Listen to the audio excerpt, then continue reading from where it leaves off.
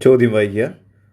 ഒരു ത്രികോണത്തിൻ്റെ ചുറ്റളവ് 60 സെൻറ്റിമീറ്റർ ആയാൽ ചുവടെ കൊടുത്തിരിക്കുന്നവയിൽ ത്രികോണത്തിൻ്റെ വശമാകാൻ സാധ്യത ഇല്ലാത്തത് ഏത്?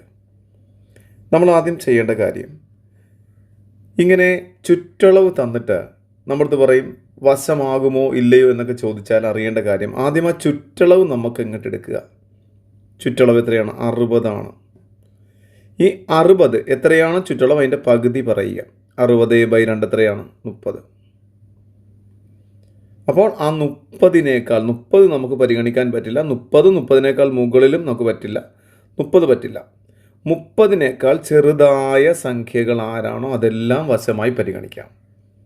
അപ്പോൾ 30 എടുക്കാൻ പറ്റില്ല. 30 ചെറുതായിട്ടുള്ള എല്ലാ ആളുകളെയും പരിഗണിക്കാം. ഇവിടെ നോക്കിക്കേ, നമ്മുടെ 28 എന്ന് പറയുന്നത് നമുക്ക് എടുക്കാം, 30 ചെറുതാണ്. 29 നമുക്ക് എടുക്കാം.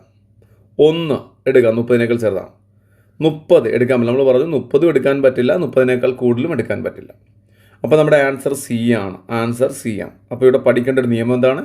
ഏതൊരു ത്രികോണത്തിൻ്റെയും ചുറ്റളവിൻ്റെ പകുതിയേക്കാൾ കുറവായി വരുന്ന സംഖ്യകളെ മാത്രമേ വശങ്ങളായി പരിഗണിക്കാവൂ എന്ന നിയമം ഒന്ന് പഠിച്ചേക്കണം.